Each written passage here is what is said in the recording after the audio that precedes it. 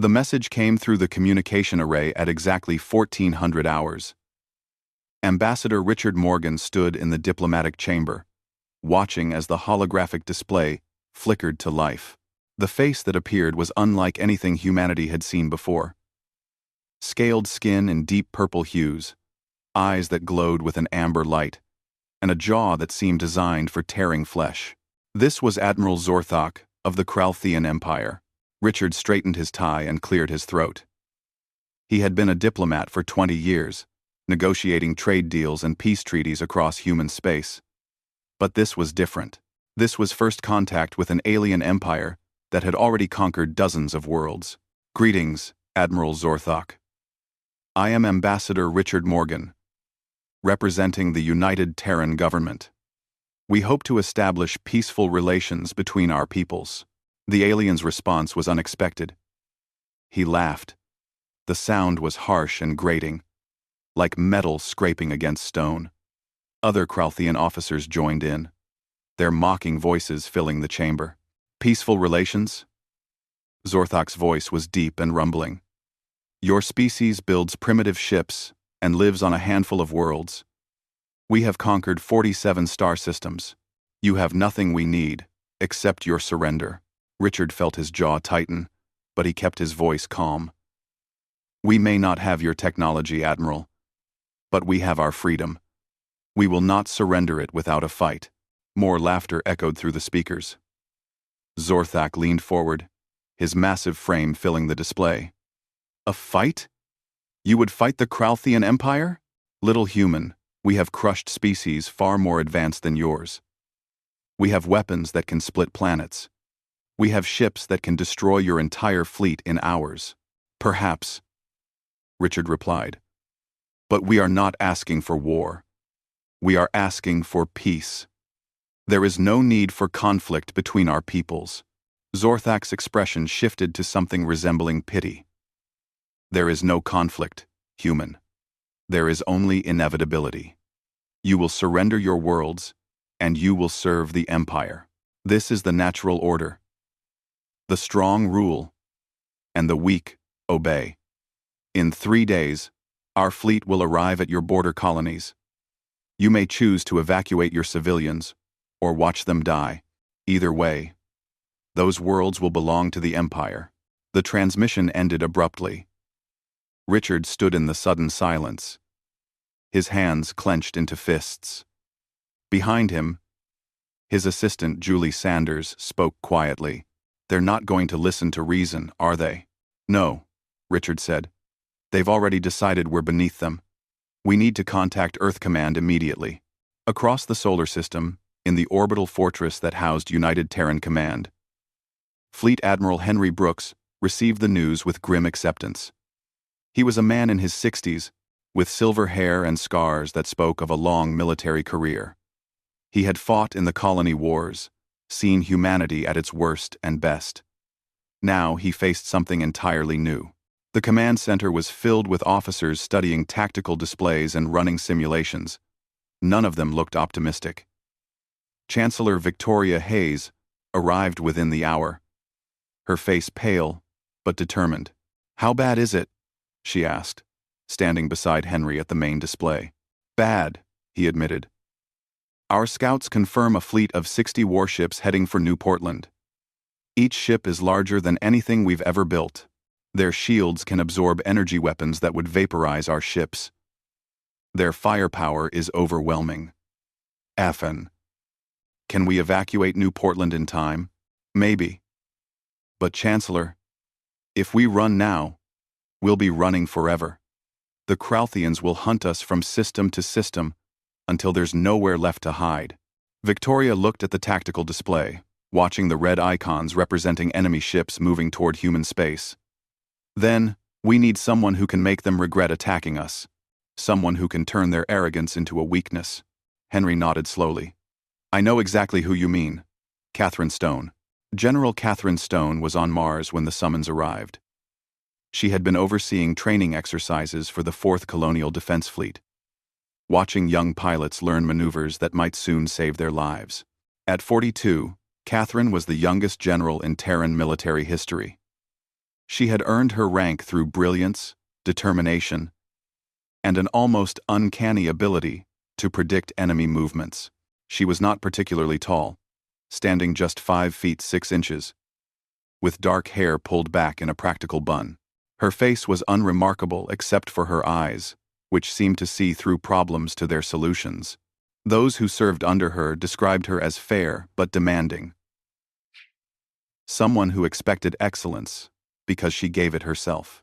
The shuttle ride to Earth gave Catherine time to read through the intelligence reports. She studied the Kralthian Empire's history, their tactics, their victories. A pattern emerged quickly. Every species they had conquered had either surrendered immediately or tried to fight them head-on. None had succeeded. Interesting, she murmured to herself. Her aide, Captain Danny Foster, looked over from the pilot's seat. They've never faced a species that refused to play by their rules. Every battle follows the same pattern. Overwhelming force, direct assault, quick victory. They're like a hammer. And they've only ever faced glass. Our come. And we're not glass? Catherine smiled slightly. No, Captain. We're something they've never encountered before. We're stubborn, creative, and we don't give up. That's going to be their problem. At Earth Command, Catherine stood before the assembled leadership. Chancellor Hayes, Admiral Brooks, and a dozen other high-ranking officials waited for her assessment. She didn't waste time with pleasantries. We can't beat them in a straight fight, she began, pulling up tactical displays. Their technology is superior. Their ships are more powerful, and they outnumber us 3-1. Any commander who tells you we can win a conventional war is either lying or delusional. Several officers shifted uncomfortably. Chancellor Hayes leaned forward. Then how do we win, General? By making them fight our kind of war. The Kralthians are arrogant. They've won so many easy victories that they've forgotten how to handle real opposition. We use that. We don't meet them in open battle. We ambush them. We trap them. We make every system they try to take cost them ships and soldiers. We bleed them until their empire starts asking if this conquest is worth the price. Guerrilla warfare on a galactic scale. Admiral Brooks said thoughtfully. Exactly. But it requires patience and sacrifice. We'll lose colonies. People will die. But if we're smart, and if we're willing to pay the price, we can make the Kralthians regret the day they laughed at humanity. The room was silent for a long moment. Finally, Chancellor Hayes spoke. You're asking us to trust you with humanity's survival. Catherine met her gaze steadily. Yes, Chancellor, I am. Then you have it. Earth Command is yours, General Stone. Show the Kralthian Empire what happens when they underestimate humanity. 3 days later, as promised, the Kralthian Third Fleet arrived at New Portland. Admiral Zorthak stood on his flagship's bridge, confident and dismissive. He expected to find panicked civilians, or perhaps a token defense force. Instead, he found a single human destroyer waiting in orbit. The ship's captain opened a communication channel, her voice calm and professional. This is Captain Linda Martinez of the Terran Defense Force. You are ordered to turn back immediately. Admiral Zorthak gave the order without hesitation. His weapons officer began targeting the lone human destroyer, energy cannons charging with devastating power. The Kralthian fleet was a sight to inspire terror. 60 massive warships, each one bristling with weapons that could reduce a city to ash in seconds. Captain Linda Martinez watched the enemy fleet on her tactical display. She could feel her crew's tension. They were outnumbered 60-1, facing an enemy that had never lost a battle. But Linda had served under General Catherine Stone for 5 years. She had learned that numbers didn't tell the whole story. Helm, execute pattern Delta on my mark, she said calmly.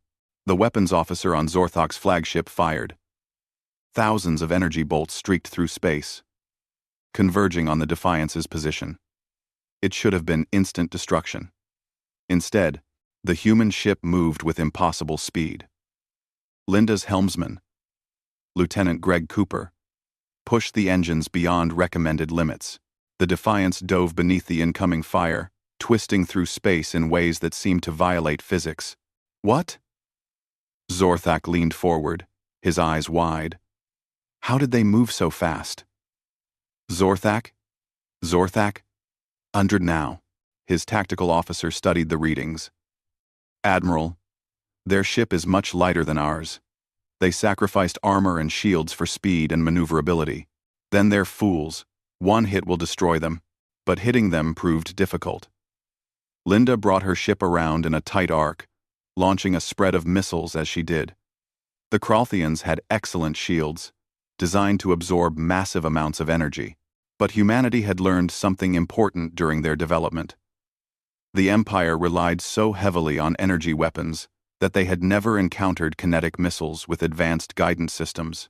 The missiles zigzagged through space, their onboard computers calculating the optimal attack vectors. They didn't target the shields directly. Instead, they aimed for the connection points where shield generators linked to the hull. It was like hitting the hinges of a door instead of the door itself. 2 Kralthian cruisers lost their shields in spectacular explosions of light. The ships themselves weren't destroyed, but they were suddenly vulnerable. Zorthak's confident expression shifted to confusion, then anger. Impossible! Their weapons are too primitive to penetrate our shields. They didn't penetrate them, Admiral, his tactical officer explained nervously. They destroyed the generators themselves. Before Zorthak could respond, 12 more human ships appeared from behind New Portland's moon. The Kralthian sensors had missed them completely. Catherine had positioned them in the moon's magnetic field, using the natural interference to hide their signatures. Linda's voice came over the open channel. All ships, execute pattern Gamma. Make them chase you. The human ships scattered in different directions, moving at maximum speed. The Kralthian fleet, designed for direct assault tactics, struggled to adapt. Zorthak ordered his ships to pursue, dividing his forces to catch the smaller, faster human vessels. It was exactly what Catherine wanted. The human ships led their pursuers on a winding chase through the orbital space around New Portland. They fired constantly, not trying to destroy the larger Kralthian ships, but targeting sensors, communication arrays, and weapon systems. It was death by 1,000 cuts. Zorthak watched in growing frustration as his perfectly organized fleet became scattered and disorganized. They fight like insects. No honor, no glory. Just running and stinging. Commander Veltok, his second-in-command, spoke carefully. Admiral, perhaps we should regroup. This is not going as planned. No. We will crush them through sheer force. Order all ships to converge on the lead human vessel. We'll destroy it and show them the price of resistance. The Kralthian fleet began to reposition, forming a massive net to trap Linda's ship. But as they did, they triggered the real trap. The asteroid belt surrounding New Portland had always been there, a natural feature that every scan had dismissed as unremarkable space debris. But over the past 3 months, human engineers had been busy. They had hollowed out dozens of large asteroids and filled them with automated weapon platforms. Each platform was controlled by advanced artificial intelligence and packed with missiles. The Kralthians had been so focused on the human ships that they had sailed right into the middle of Catherine's ambush. Linda's voice rang out clearly. Now, all platforms activate. The asteroids erupted with weapons fire. Hundreds of missiles launched simultaneously, creating a web of destruction that engulfed the Kralthian fleet. The enemy shields, already stressed from fighting the human ships, began to fail under the concentrated assault. We're surrounded! A Kralthian officer shouted. Zorthak stared at the tactical display in disbelief. Red warning lights flashed across his screen as ship after ship reported damage. 3 of his cruisers were destroyed in the opening salvo. 2 more lost propulsion and began drifting helplessly. His perfect fleet was being torn apart by weapons that shouldn't exist, launched from positions that should have been empty space. How did we miss this? He growled. Veltok pulled up the scan data. Admiral. The asteroids registered as natural formations. There was no indication of human technology until they activated. Then their stealth capabilities are far beyond what we anticipated. Linda brought the Defiance around for another pass, her weapons officer targeting the damaged ships with precision strikes. Around her, the other human captains coordinated their attacks with deadly efficiency. They had trained for this moment, studied Catherine's plans, until they knew every detail by heart. Captain Martinez, her communications officer called out. General Stone is on the line. Linda allowed herself a small smile. Catherine's voice was calm and collected. How's it going up there, Linda? Grade 4, Minder. Flaying and reading. Tom Giverning. Feeding to the reading. Some passive reported. Catherine's voice was calm and collected. Catherine's voice was calm and collected. Catherine's voice was calm. They walked right into it, General. Just like you said they would. Good. Phase 2. Make them angry enough to charge, but scared enough to retreat. I want Zorthok to report back to his Empress about the humans who don't know their place. Understood, General. Martinez out. Linda opened a channel to the Kralthian flagship. Zorthok's face appeared. His expression twisted with rage. You fight without honor, he snarled. We fight to win, Linda replied. There's a difference. You came here expecting an easy victory, Admiral. You thought we'd roll over and beg for mercy. But here's what you didn't understand about humans. We don't quit. We don't surrender. When you run, end quote. And we definitely don't make things easy for bullies. She paused, letting her words sink in. So, here's what's going to happen. You're going to retreat, take your damaged ships, and go back to your Empress. Tell her that humanity isn't interested in being conquered. Tell her that General Catherine Stone is waiting. And tell her that every system you try to take from us will cost you more than the last. Zorthak's roar of fury was answer enough. He ordered his fleet to focus all firepower on the human ships. Consequences be damned. But Linda and her captains were ready. They had already begun their withdrawal, the automated platforms providing covering fire as the human ships retreated toward the inner system. The Kralthian fleet pursued, but cautiously now. Every asteroid was suspect. Every shadow might hide another ambush. The psychological impact was devastating. An empire that had conquered through confidence and overwhelming force now moved with fear and hesitation. Admiral, Veltok said quietly. We've lost 5 ships destroyed, and 7 more with critical damage. Our ammunition is at 60%. The humans are retreating, but they're leading us deeper into their territory. This could be another trap. Zorthok wanted to disagree, wanted to dismiss his second's concerns, but he couldn't. This Catherine Stone had outmaneuvered him completely. She had turned his strength into weakness, his confidence into liability. Order the fleet to fall back, he said finally, the words tasting like poison. We'll regroup and await reinforcements. As the Kralthian fleet withdrew, Linda broadcast one final message. It wasn't directed at Zorthak or his officers. It was broadcast on all frequencies, meant to be heard across the Empire. This is Captain Linda Martinez of the Terran Defense Force. Today, the Kralthian Empire learned an important lesson. Humanity will not be conquered. We will not surrender. We will fight for every meter of space, every planet, every colony, and we will make you pay for every victory until you decide that peace is cheaper than war. She paused, then added with steel in her voice. General Catherine Stone sends her regards. She'll be waiting when you come back. The transmission ended. Across human space, people watched the recording and felt hope for the first time since the Kralthians had arrived. They had won. It was just one battle. Just one small victory. But it proved something crucial. The Empire could bleed. Catherine watched the battle recordings from Earth Command, her expression thoughtful. Around her, officers celebrated the unexpected victory. But Catherine knew better. This was just the opening move. Zorthak would return with more ships, better prepared, less arrogant. Status report, she called out. Colonel Sharon White approached with a data pad. We lost 2 destroyers and 1 frigate. Casualties were minimal thanks to the evacuation protocols. The automated platforms performed beyond expectations. 63% are still operational. And the Kralthians. The throne room of the Kralthian Empire was a vast chamber carved from a single piece of black stone. Massive pillars reached toward a ceiling, lost in shadow. At the far end, on a throne that seemed to grow from the floor itself, sat Empress Kalvara.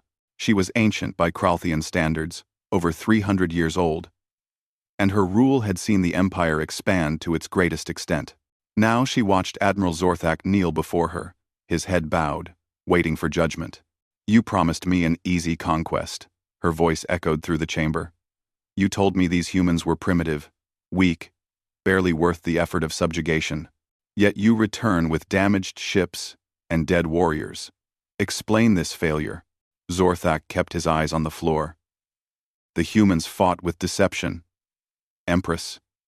They used hidden weapons and cowardly tactics. Their general, this Catherine Stone, does not fight with honor. Honor? Kalvara leaned forward. You speak to me of honor when you have brought shame to the Empire? We have conquered 47 systems without a single retreat. Now you return defeated by a species that hasn't even left their own star cluster. They are more dangerous than anticipated, Zorthak said carefully. But they are not invincible. Give me the 2nd and 4th fleets. Give me the resources. And I will bring you this Catherine Stone in chains. I will make humanity kneel before the Empire. Very 3. On record. The Empress was silent for a long moment. Around the throne room, other high-ranking officials watched carefully. A defeat like this was unprecedented. Some whispered that Zorthak should be executed as an example. Very well, Kalvara said finally. You will have your fleets. 180 ships. More firepower than we have ever committed to a single campaign. But understand this, Admiral. There will be no more retreats. No more excuses. You will crush humanity, or you will die trying. Those are your only options. End event. Zorthak rose slowly. It will be done, my Empress. The humans will learn what it means to defy the Kralthian Empire. On Earth, Catherine Stone worked 18-hour days preparing for the coming storm. Intelligence reports confirmed massive fleet movements across Kralthian space. They were gathering their forces for a devastating counterattack. Catherine had bought humanity time, but not much. She stood in the command center, studying holographic displays of human territory. Every colony, every outpost, every mining station was marked. She needed to turn all of it into a nightmare for the Kralthians. Lieutenant Commander Paul Jenkins approached with fresh intelligence data. General, our scouts confirm 3 Kralthian fleets converging. Total count is 178 warships. They'll be here in 5 weeks. 178, Catherine repeated softly. They're not playing around anymore. Colonel Sharon White joined them at the display. We can't fight that many ships, Catherine. Even with all our fleets combined. We're outnumbered 4-1. No, we can't fight them directly, Catherine agreed. So we won't.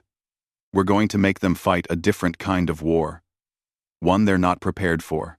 She began highlighting systems on the display. These 3 colonies on the border. We evacuate them completely. Evacuate? Paul looked shocked. General, those are established colonies. 20,000 people combined. Where will they go? Deeper into human space. We have the transport capacity. It will be uncomfortable, but they'll be alive. Sharon understood first. You're going to make the Kralthians conquer empty planets. Exactly. But not quite empty. We'll leave behind automated defenses, traps, anything we can think of, to make them bleed. They'll waste weeks securing planets with no strategic value while we prepare our real defense. General Craig Morrison, a senior officer who had served in the colonial wars, spoke up angrily. This is cowardice. We should defend every colony, every citizen. That's our duty. Catherine turned to face him, her expression hard. Our duty is to win this war and ensure humanity survives. Those colonies are indefensible against the force they're bringing. I'd rather relocate 20,000 people than bury them. If you disagree, General Morrison, you're welcome to submit your resignation. The room went silent. Morrison's face flushed red, but he said nothing more. Catherine turned back to the display. We have 5 weeks. I want every ship upgraded with the new missile systems. I want automated defense platforms hidden in every system between here and the border. I want communication networks that can't be traced or intercepted. And most importantly, I want the Kralthians to think we're afraid. Let them believe they've broken our spirit. Then we hit them when they're overconfident. Over the next weeks, humanity prepared for total war. Factory stations worked around the clock, building weapons and ammunition. Engineers installed stealth systems on asteroids and space stations. Civilians drilled evacuation procedures until they could evacuate a colony in hours instead of days. Catherine barely slept. She studied Kralthian tactics until she could predict their movements. She ran simulations constantly, looking for weaknesses in their formations. She pushed her staff hard, but no harder than she pushed herself. Captain Danny Foster found her one night in the command center, staring at star charts at 3 in the morning. General, you need to rest. You're no good to anyone if you collapse from exhaustion. Catherine didn't look up. I'll rest when this is over. Right now, every hour I work might save 1,000 lives. You can't carry all of this alone. She finally looked at him, and Danny saw the weight in her eyes. I know what I'm asking of humanity, Danny. I know people will die because of my decisions. I know families will lose their homes, their loved ones. If I'm going to ask that sacrifice, the least I can do is match it. The people believe in you, General. You proved we can fight back. One battle doesn't win a war. The hard part is coming. When the Kralthian fleets arrived at the first border colony, they approached cautiously. The defeat at New Portland had taught them respect for human tactics. Admiral Zorthak commanded from his rebuilt flagship, scanning constantly for hidden weapons. What do the sensors show? He demanded. The colony appears abandoned, Admiral. No ship signatures, minimal power readings from the surface. Veltok studied the readings carefully. It could be another trap, or they evacuated because they knew they couldn't defend it, Zorthak countered. Either way, we take the planet. But, carefully, send down scout units first. If there are traps, let them find them. The Kralthian landing parties descended to the colony surface. They found empty cities, abandoned homes, streets with no traffic. It was eerie. They moved through the ghost town carefully, weapons ready. Then the traps started triggering. A Kralthian squad entered a building, and the entire structure exploded. Another team crossed a plaza, and hidden guns opened fire from automated turrets. The humans had turned every corner, every doorway, every shadow into a potential death trap. They left nothing of value, Zorthak observed as reports came in. Just weapons and explosives designed to kill anyone who tries to claim the planet. Should we withdraw? Veltok asked. No. We clear the planet meter by meter. But this Catherine Stone is clever. She trades space for time, makes us pay for every victory. He paused, something like respect in his voice. She understands that we have more ships, but she has more patience. For 2 weeks, the Kralthians fought to secure a single abandoned colony. They lost hundreds of soldiers to traps and automated defenses. By the time they finally declared the planet secure, Zorthok's forces were exhausted and demoralized. And there were still 2 more evacuated colonies to secure, each one promising the same grinding, deadly work. This is taking too long, Commander Veltok said during a strategy meeting. At this rate, securing human territory will take years. She wants us to get frustrated, Zorthok said thoughtfully. She wants us to rush, to make mistakes. We won't give her that satisfaction. But we also can't let her dictate the pace of this war. He pulled up a star chart showing human territory. These empty colonies are a diversion. The real fight is here, at the Centauri Junction. It's a supply hub, controls access to 3 major shipping routes. If Catherine Stone is massing her forces anywhere, it will be there. And if it's another trap, then we spring it with overwhelming force. No more cautious advances. We commit 100 ships to a direct assault. Even this clever human general can't stop that many warships. Back on Earth, Catherine received the intelligence report with satisfaction. The Kralthians had taken the bait. They were moving their main fleet toward Centauri Junction, exactly as she had predicted. They think they've figured out my strategy, she told her staff. They think I'm avoiding direct confrontation because I'm afraid. Now, they're going to try to force a decisive battle. Are we ready? Sharon asked. Catherine smiled slightly. We've been preparing for this for months. Every ship we have is positioned. Every weapon is loaded. Every captain knows their role. She paused, her expression growing serious. But there's no guarantee of victory here. We're gambling everything on one battle. If we lose, the war is over. The Centauri Junction was a strategic marvel of stellar geography. 3 major shipping routes converged in the system, making it essential for any military campaign in this region of space. The system itself was unremarkable. A yellow sun, 2 rocky planets, and an extensive asteroid belt. But its location made it invaluable. Catherine Stone stood on the bridge of the USS Washington, her flagship. Around her, the crew worked with quiet efficiency. They knew what was coming. The entire human fleet knew. This was the battle that would decide everything. Captain Danny Foster coordinated with the other ship commanders. All vessels report ready. General. 70 ships total. It's everything we have. Catherine studied the tactical display. Her fleet was positioned in a defensive formation around the junction point. To any observer, it looked like a desperate last stand. That was intentional. How long until the Kralthians arrive? 30 minutes, General. Catherine activated the fleet-wide communication channel. Her voice reached every ship, every crew member preparing for battle. This is General Catherine Stone. In a few minutes, we're going to face the largest Kralthian fleet ever assembled. They outnumber us. They have better shields, bigger guns, and hundreds of years of military tradition. She paused, letting that sink in. But the Kralthians made one critical mistake.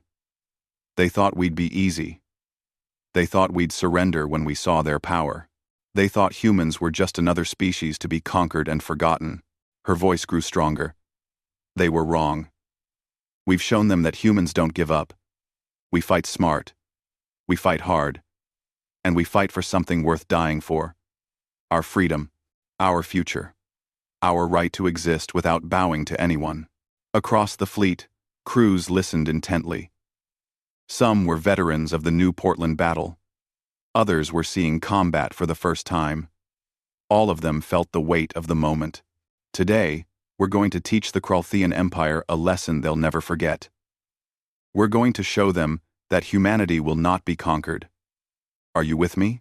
The response came from 70 ships simultaneously. A roar of affirmation that would have made the Empress herself pause.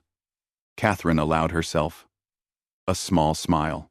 Then let's give them a fight they'll remember. All ships, battle stations. The Kralthian fleet emerged from hyperspace like an avalanche.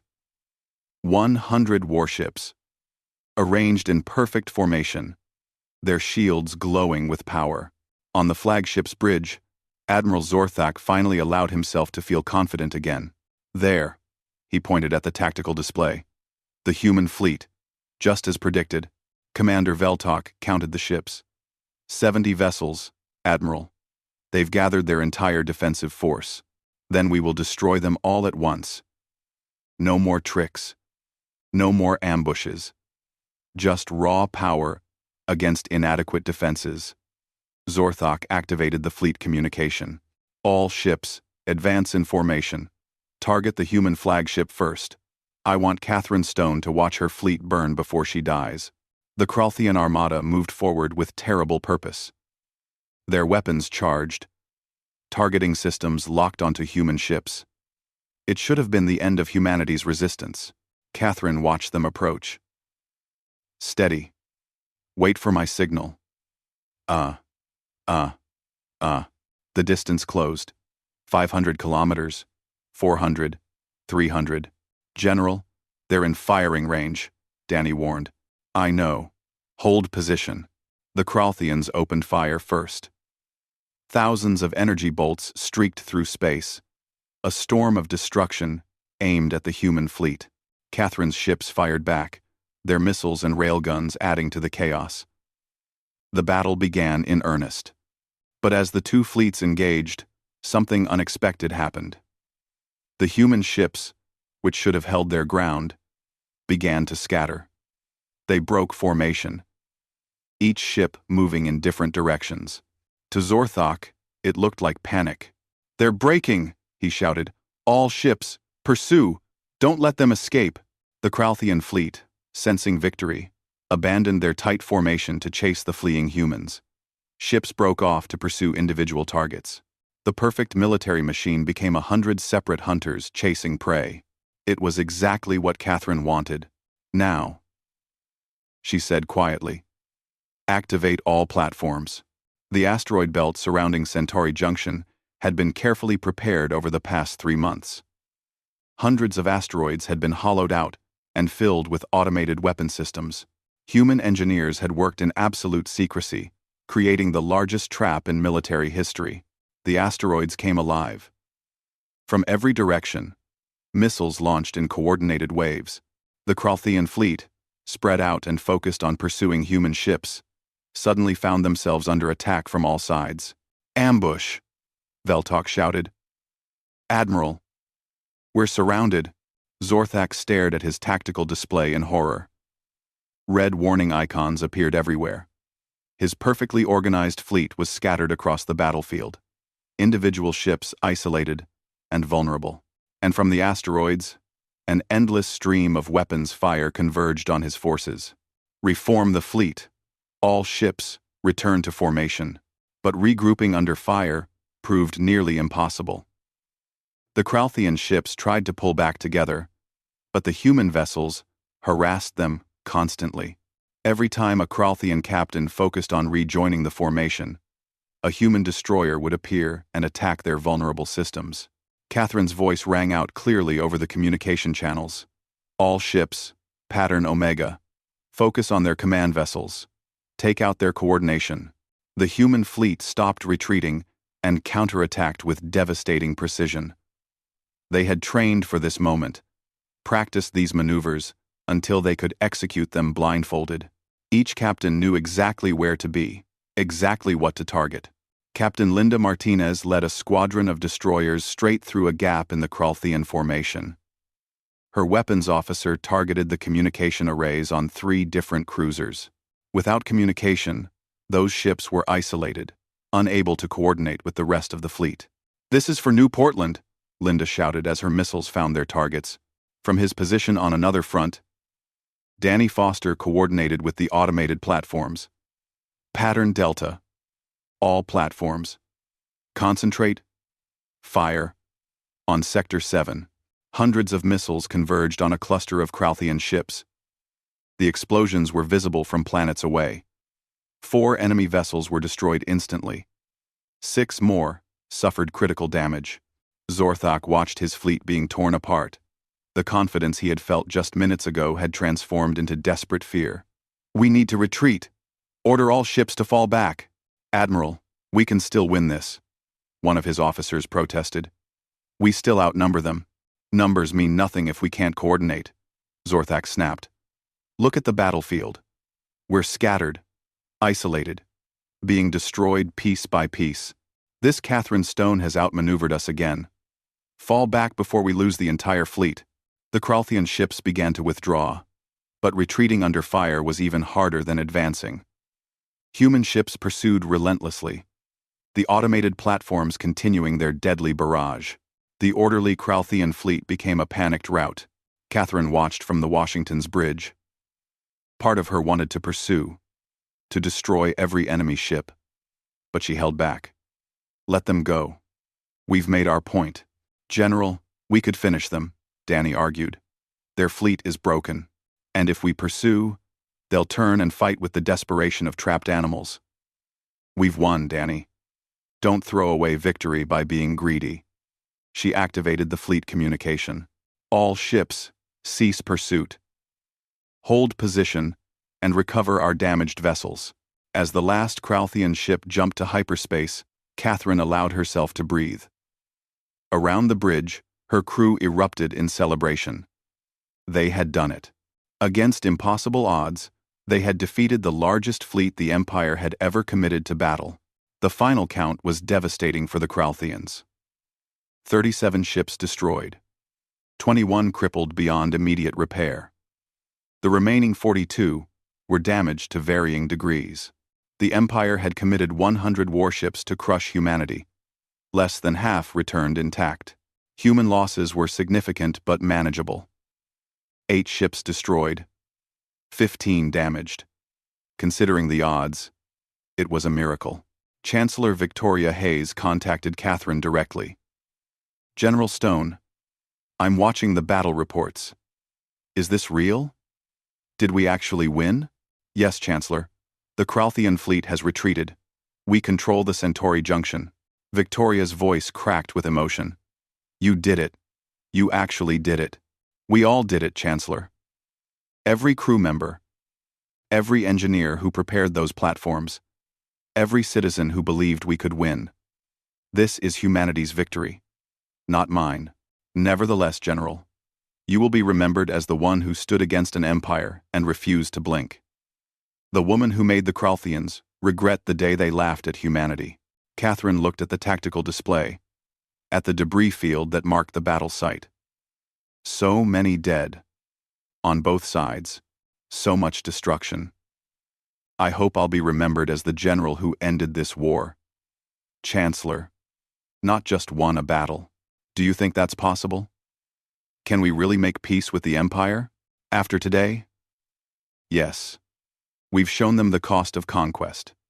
Now we need to show them the benefit of peace. That's the harder fight.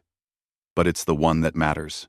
On the damaged Kralthian flagship, limping through hyperspace toward the Empire's territory, Admiral Zorthak sat in his command chair.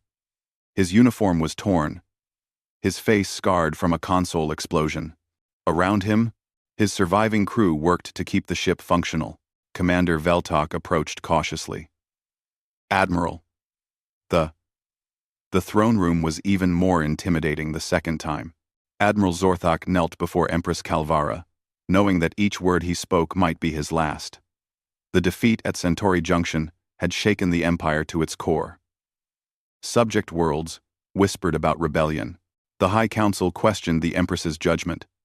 Something had to give. You have failed me twice. Calvara's voice was ice. 2 fleets. Thousands of warriors. Dozens of ships. All lost to a species we dismissed as primitive. Explain to me why you still breathe. Zorthak raised his head slowly. Because I understand something the rest of the Empire does not, my Empress. We are not losing because the humans are stronger. We are losing because we refuse to see them as equals. Murmurs rippled through the assembled officials. Such words bordered on treason. The Empress leaned forward dangerously. You dare suggest that these humans are our equals? In warfare? Yes. Perhaps even our superiors. Their General Catherine Stone has defeated every strategy we employed. She thinks 3 steps ahead of us. She uses our arrogance as a weapon, and she will continue to defeat us until we change our approach. Then what do you suggest, Admiral? That we surrender to them? No, I suggest we challenge their general directly. Personal combat, witnessed by both our peoples. If I defeat her, humanity's spirit breaks. If she refuses, She appears weak to her own people. Either way, we regain control of this conflict. The Empress considered this carefully. The war was becoming expensive. Support from the High Council was wavering. A quick, decisive resolution would solve many problems. But there was risk. And if you lose this combat, Admiral, then I die with honor, and the Empire can negotiate from a position of respect rather than continued defeat. But I will not lose. Catherine Stone is clever, but she is still human. Smaller, weaker, softer than our warriors. In direct combat, I will crush her. The Empress made her decision. Very well. Issue your challenge. But Zorthok, understand this. If you fail again, your entire bloodline will be erased from Imperial records. Your family, your name, everything you are will cease to exist. Zorthok bowed deeply. I understand, my Empress. The challenge was broadcast across known space. It was unprecedented. The Kralthian Empire had never offered single combat to resolve a conflict.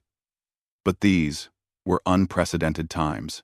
Catherine received the message while reviewing supply reports.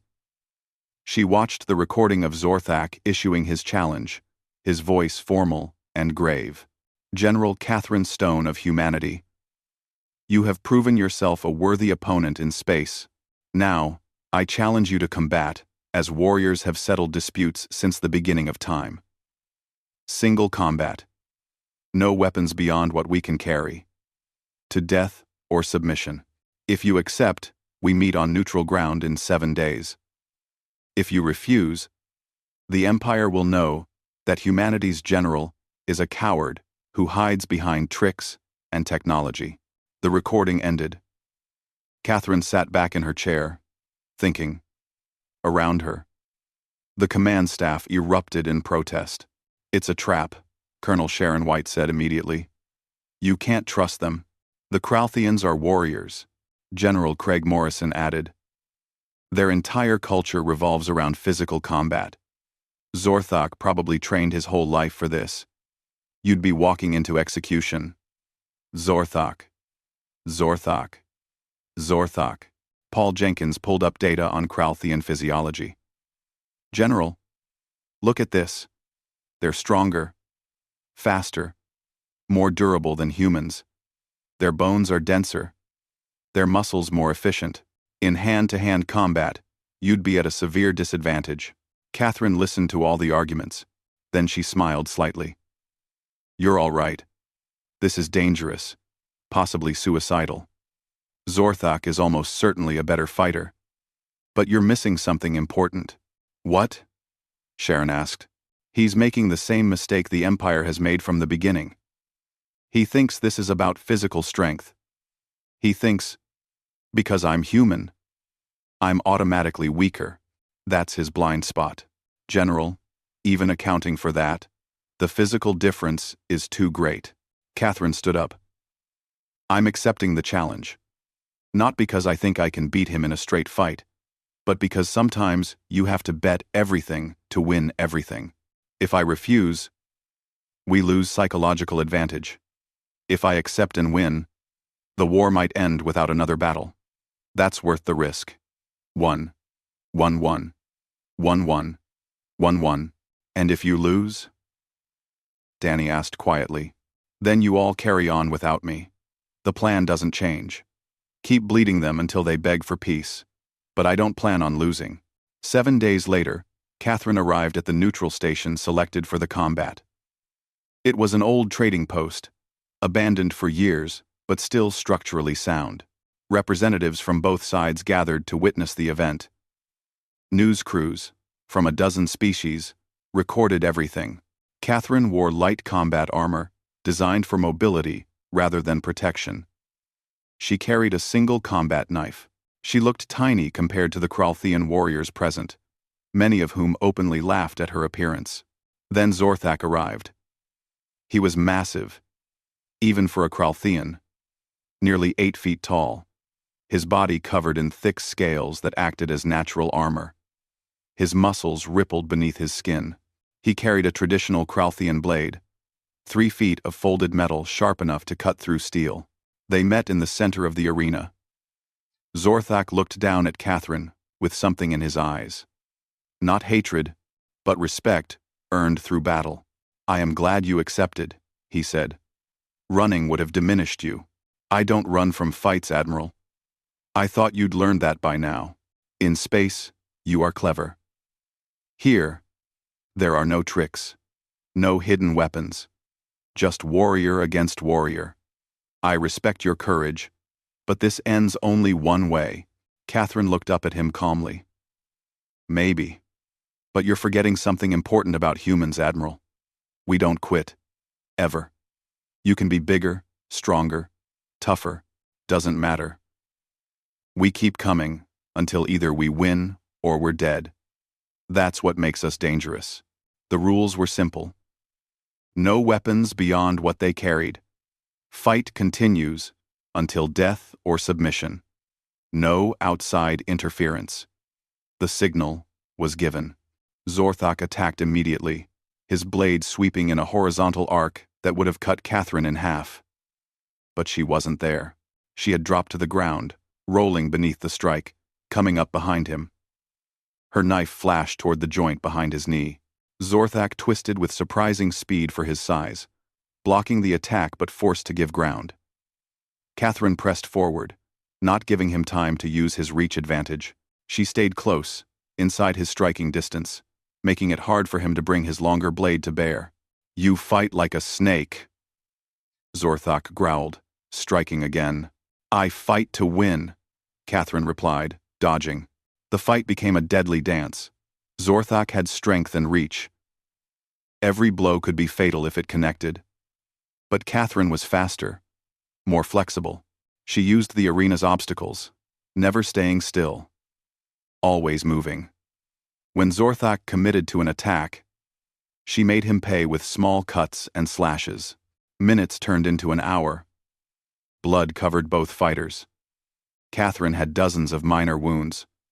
Zorthak had fewer injuries, but deeper ones. Most importantly, he was tiring. Kralthians were built for short, explosive combat. Extended fights exhausted them. Catherine, trained in human endurance tactics, had paced herself carefully. She was hurting, bleeding, but she could keep going. She saw Zorthak's movements getting slower, his breathing heavier. "You fight without honor," he roared in frustration. "Stand and face me." Catherine dodged another wild swing. "Honor doesn't win wars, Admiral. Strategy does. You came here thinking you'd crush the weak human in minutes. But I'm still standing, still fighting, and you're getting tired." She was right. Zorthak's arms felt like lead. His blade, which should have been light in his hands, now weighed heavily. He had underestimated her again, not her strength, but her determination. Her refusal to give up, no matter how much it hurt. Catherine saw her opening. Zorthak overextended on a strike, his exhaustion making him sloppy. She ducked under his blade and drove her knife into his side, finding a gap between his scales. The Kralthian roared in pain. His blade falling from his grip, he sank to one knee, breathing heavily. Catherine stood over him, her knife ready for the killing blow. The arena was silent. Everyone waited to see if she would finish it. "Do it," Zorthak said quietly. "End this with honor." Catherine looked down at him. Then, slowly, she lowered her knife. She extended her hand to help him up. "No." Zorthak stared at her hand in confusion. "Why? You won. Take your victory. I didn't come here to kill you, Admiral. I came here to show you something." She kept her hand extended. "The Empire thinks strength is about domination, about crushing anyone weaker. But real strength is knowing when to show mercy, when to choose a better path." She paused, her voice carrying to every witness. "This war doesn't have to continue. Your empire can choose peace, can choose to coexist instead of conquer. Or you can keep fighting us, and we'll keep making you bleed. Your choice." Zorthak looked into her eyes. He saw no hatred there, no desire for revenge, just determination and hope. Slowly, painfully, he reached up and took her hand. She helped him to his feet. The arena erupted in confusion. Some cheered, others protested. But the image was broadcast across the galaxy. A human general, barely half the size of her opponent, offering Merc. The image of Catherine Stone helping Admiral Zorthak to his feet spread across the galaxy like wildfire. In the Kralthian Empire, it sparked fierce debate. Some called it weakness. Others saw something they had never witnessed before. An enemy offering genuine peace instead of demanding submission. Empress Calvara watched the recording for the third time, her expression unreadable. Around her, the High Council argued passionately. Some demanded continued war.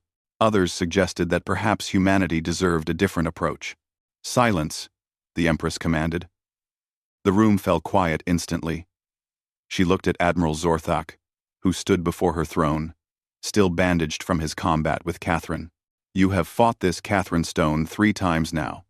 In space twice, and in personal combat once. Each time, she has defeated you." "Yes, my Empress. Yet she spared your life. Why?" Zorthak chose his words carefully.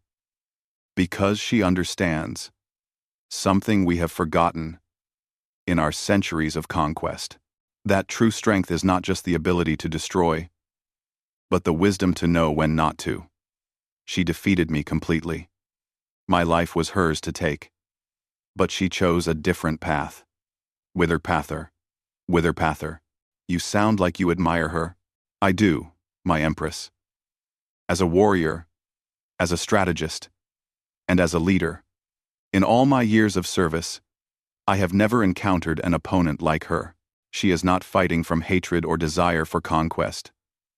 She fights because we gave her no choice. But the moment we offer peace, she accepts it." The Empress was silent for a long time. Finally, she spoke. "The Empire has conquered 47 systems.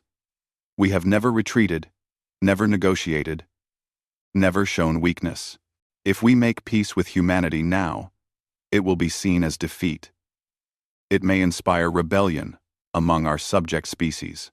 With respect, my Empress, those species already whisper of rebellion. They have seen humanity resist us successfully. They wonder why they cannot do the same. Continued war with humanity will only encourage them." Zorthak took a breath. "But if we make peace, if we show that the Empire can be wise, as well as strong, we may prevent those rebellions entirely." One of the High Council members spoke up. "Admiral Zorthak makes a compelling argument. This war has cost us dearly. Thousands of warriors, dozens of ships, and perhaps most importantly, our reputation for invincibility. We can continue fighting and lose more. Or we can negotiate from a position of mutual respect." The Empress considered this. She had ruled for 300 years. She had seen empires rise and fall. She understood that sometimes the greatest victories came not from battlefield triumph, but from knowing when to choose a different path. "Very well. We will negotiate with humanity, but not as victors to the defeated. As equals. Admiral Zorthak, you will lead our delegation. You understand these humans better than anyone. Make peace with them, but ensure it is a peace that honors both our species." Zorthak bowed deeply. "It will be done, my Empress." 3 months later, representatives from the Kralthian Empire and humanity gathered at the Centauri Junction for peace negotiations. The choice of location was symbolic. This was where humanity had proven they could defeat the Empire. Now it would be where both species proved they could build something better. Catherine arrived representing humanity, along with Ambassador Richard Morgan and Chancellor Victoria Hayes. Admiral Zorthak led the Kralthian delegation. When they met in the neutral conference room, there was a moment of awkwardness. These were people who had tried to kill each other just months ago. Then Catherine extended her hand. Zorthak looked at it, remembering the last time she had offered her hand. He took it, and they shook. It was a small gesture, but everyone in the room felt its significance. "Thank you for coming, Admiral," Catherine said. "I know this is not easy for you or your empire." "It is necessary," Zorthak replied. "The empire must evolve, or it will fall. You have taught us that lesson at great cost." The negotiations took weeks. Both sides had demands, concerns, and pride to maintain. But slowly, carefully, they built the framework for lasting peace. The Kralthian Empire agreed to withdraw from all human space and cease their expansion by conquest. In return, humanity offered technology sharing, particularly in areas where human innovation exceeded Kralthian capabilities. More importantly, they established mutual defense pacts. If either species was threatened by an outside force, the other would provide assistance. It transformed the relationship from enemies to allies, though building trust would take much longer. During a break in negotiations, Catherine and Zorthak found themselves alone on an observation deck, looking out at the stars. "I have been thinking about our first encounter," Zorthak said, "when Ambassador Morgan asked for peace, and I laughed. I was so certain of our superiority, so confident that you would be another easy conquest." "You weren't entirely wrong," Catherine admitted. "In terms of technology and military tradition, the Empire was superior. If you had fought a conventional war, you probably would have won. But you did not let us fight a conventional war. You made us fight on your terms, in ways we had never encountered. You used our arrogance as a weapon." Catherine smiled slightly. "My first commanding officer taught me something important. He said the best way to win a fight is to make your opponent fight the battle you want, not the one they expect. The Empire expected us to line up our ships and have a proper battle. So, we didn't. You are a remarkable leader, Catherine Stone. Your people are fortunate to have you." Drum. "I just did what needed to be done. Any good officer would have done the same." Zorthak turned to face her directly. "No. Not any officer.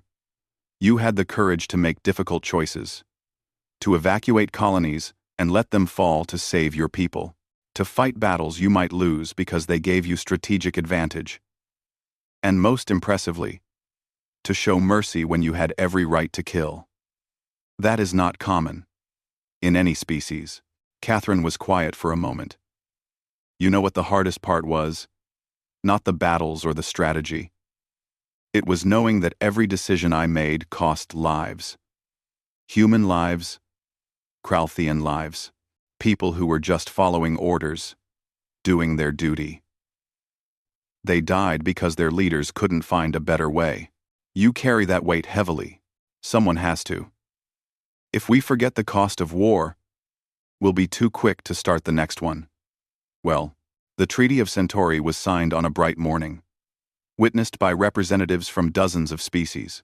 Catherine and Zorthak signed as witnesses, their signatures marking the end of one era and the beginning of another. News of the treaty spread quickly. In human space, people celebrated. The war that had threatened their extinction had ended not in conquest, but in peace. In the Kralthian Empire, reactions were mixed. Some saw it as defeat.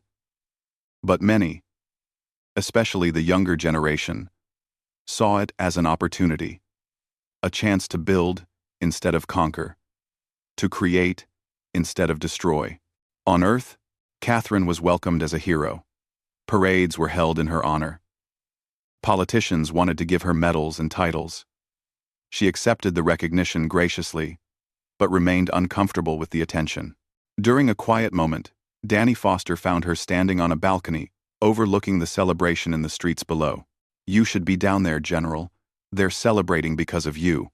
They're celebrating because it's over. I just helped end it." "There's a difference." Still uncomfortable with being called a hero, Catherine watched the happy crowds below. "Heroes are people who do impossible things.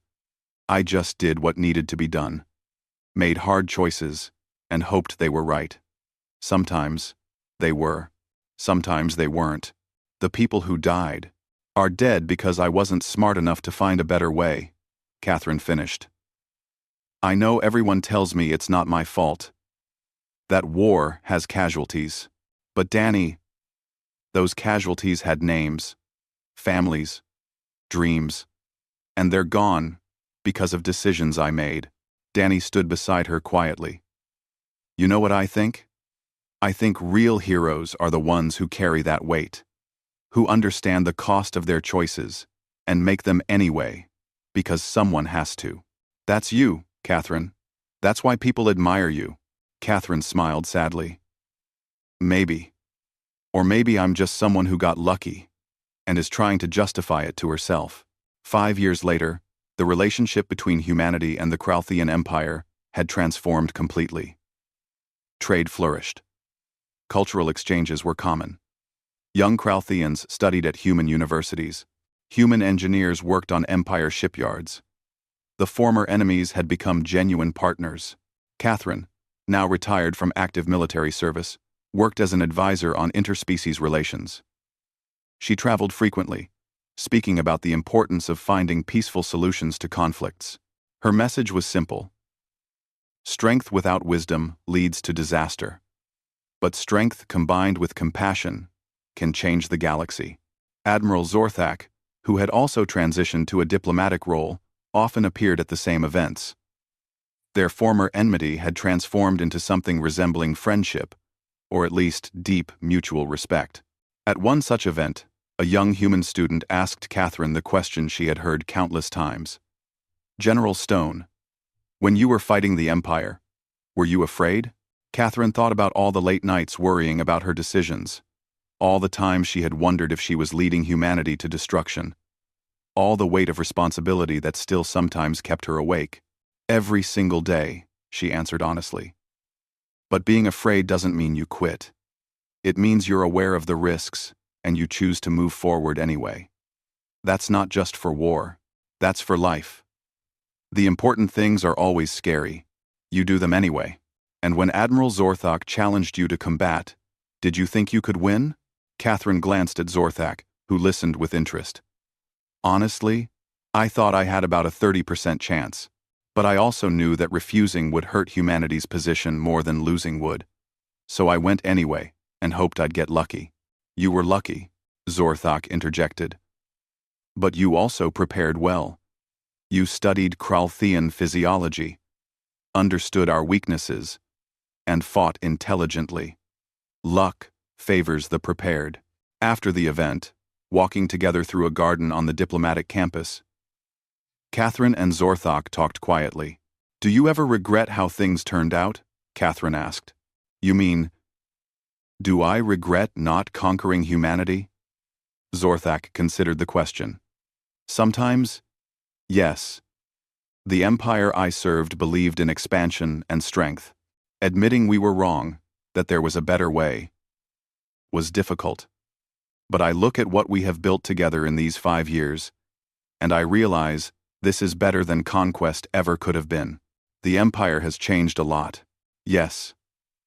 Empress Kalvara announced last month that the empire will no longer engage in conquest of unwilling species. We will still expand, but through invitation and alliance rather than force. Many credit you for that change. I just showed you there was another path. You and your empress chose to take it. They walked in comfortable silence for a while. Finally, Zorthak spoke again. There is something I want to tell you. Catherine Stone. When we first met, when I laughed at Ambassador Morgan's peace offer, I truly believed humanity was beneath us. Just another primitive species to be crushed and forgotten. I know, but you taught me something important. That true strength is not the power to conquer, but the wisdom to know when not to. That mercy is not weakness, but courage. That the greatest victories are the ones where no one has to die. He paused. You defeated me, not just in battle, but in philosophy, and in doing so, you saved both our species from a war that could have destroyed us both. Catherine smiled. You know what I remember most from that first message? When you were laughing at Richard, I remember thinking, this is an empire that's forgotten what it's like to struggle. That's going to be their weakness. And I was right. Yes. You were. The Empire laughed at humanity. We thought you would be easy. We thought wrong.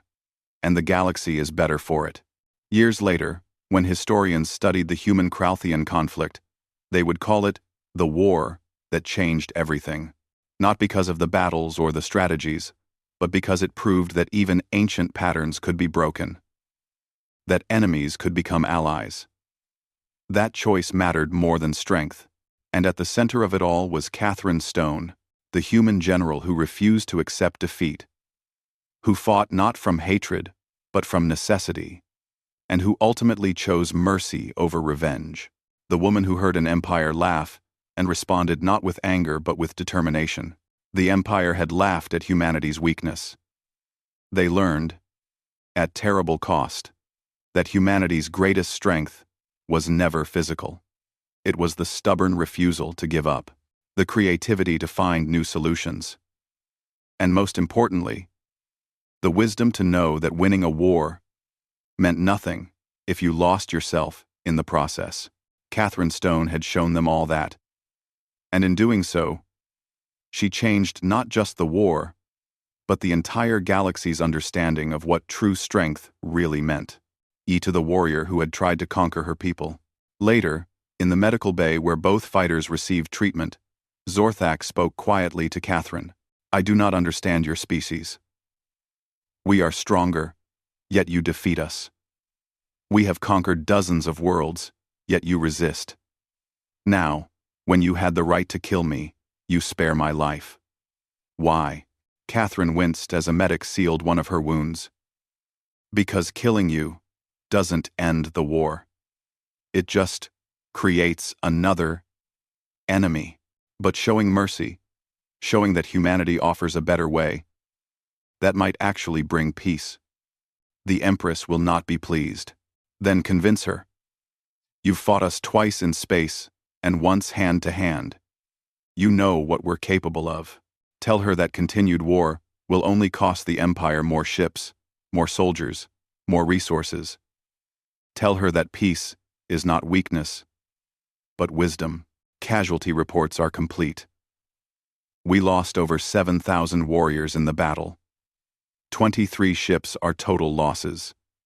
The Empress will be furious. The Empress will execute me, Zorthak said flatly. Unless I can give her something to justify this disaster. What could possibly justify losses like these? Zorthak was silent for a long moment. When he spoke, his voice was thoughtful. I fought Catherine Stone twice now. Both times, she defeated me, not through superior technology or numbers, but through superior thinking. She sees the battlefield not as it is, but as it could be. She turns our strengths into weaknesses. He stood slowly, wincing from his injuries. I will tell the Empress the truth. We have encountered a species unlike any we have faced before. A species that will never surrender, never stop fighting, no matter the cost, and they have a leader worthy of respect. He paused, perhaps even worthy of peace. And if we win,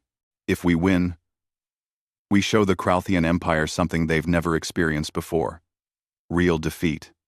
End quote. Proverbs Bart. Real defeat. The kind that makes empires question whether conquest is worth the cost. Catherine straightened her uniform. Contact all fleet commanders. Tell them the time has come. We're going to show the Kralthians what happens when they underestimate humanity. Across human space, ships began moving toward the Centauri Junction. It was the largest gathering of human military power in history. Every available warship, every trained crew, every weapon humanity could muster. They were outnumbered, outgunned. But they had one advantage the Kralthians didn't expect. They had Catherine Stone's plan. And they had nothing left to lose. 5 confirmed kills, 7 crippled. We estimate at least 2,000 casualties among their crew. Admiral Zorthak will need months to repair his fleet. Catherine nodded slowly. Which means we have months to prepare for the next attack. Because it will come. Sharon. We hurt their pride today. They won't let that stand. You think they'll commit more resources? I think we just made this personal for the Kralthian Empire. They'll come back with everything they have. Number 1. Catherine turned to face her staff, her voice carrying across the command center.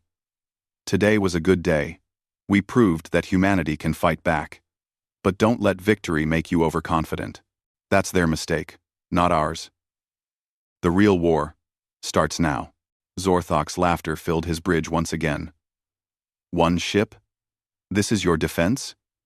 Human, you are either incredibly brave or incredibly stupid. Linda's expression didn't change. General Catherine Stone sends her regards. Admiral, she wanted me to tell you something. And what is that? Welcome to our kind of fight. The communication ended. Zorthak's amusement faded slightly. Something about the captain's confidence bothered him, but he pushed the feeling aside. They were just humans. After all, what could they possibly do? He was about to find out.